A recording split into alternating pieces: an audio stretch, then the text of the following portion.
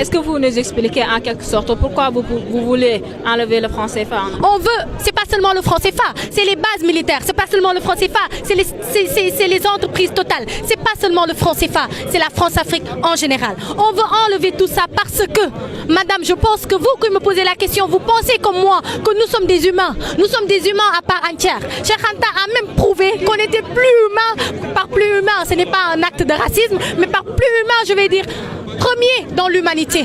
On est les premiers en tout. Si c'était une classe, j'allais dire qu'on a pris la première place. On a inventé la science des mathématiques, on a inventé l'écriture, on a inventé de par les hiéroglyphes, on a inventé la philosophie, on a inventé les pyramides, on a inventé la société. On a inventé tout ce dont l'homme avait besoin pour évoluer.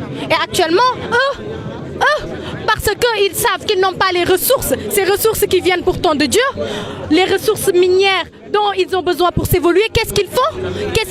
Ils viennent nous retirer ce qui nous revient de droit, ce qu'on ne peut pas accepter. On ne peut pas continuer à accepter d'être colonisé. Nos ancêtres n'avaient pas le droit à la parole.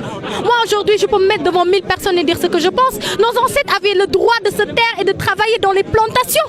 Si aujourd'hui, on dit que Kocc Barma n'est pas un philosophe, alors que celui qu'on dit être le père de la philosophie n'a jamais rien écrit, c'est des questions que la jeunesse d'aujourd'hui doit régler. Si aujourd'hui on traite l'Afrique de barbare, alors que ni Hitler ni Napoléon n'est africain, c'est des questions que nous, la jeunesse d'aujourd'hui, on a le devoir de régler. Raison pour laquelle on ne peut pas rester chez nous, on ne peut pas rester à manger et à boire comme ils le veulent, nègre, ventre plein, nègre content, non.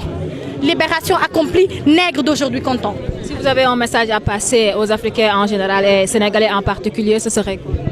Ce serait d'abord de leur dire qu'ils ne sont pas en train de trahir leur mission et ça se voit. De leur dire qu'on sent jusqu'ici les vibrations de Bamako, les vibrations du Congo, les vibrations de Brazzaville.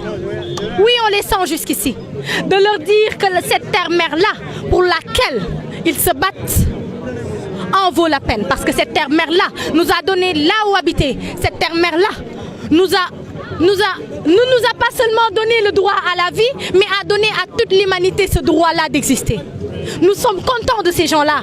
À ceux qui pensent que des manifestations ont échoué parce qu'ils sont 20 ou 30 personnes, nous on en a réuni près de 300 un peu partout dans le monde. 300 un peu partout dans le monde, ça fait des millions d'Africains qui se lèvent pour dire non. Qui se lèvent pour dire ça suffit, qui se lèvent pour dire abat l'impérialisme. Et ce n'est pas seulement des dires comme je le dis. Ce n'est pas une révolte qui se prépare, madame, non. C'est une révolution à grande échelle qui se prépare. Et on a les armes pour mettre fin à cette France-Afrique qu'on est en train d'exploiter. Me tuer moi ou tuer le président de l'ONG, Kémy Séba, ne changera rien. Parce qu'on a créé une jeunesse, vous avez vu ici des gens de tout âge, qui vont et qui sont en train de relever ce défi, qui est la libération de notre peuple. Ndeye Nogué Babel Sow. Merci. Ndeye Nogué Babel.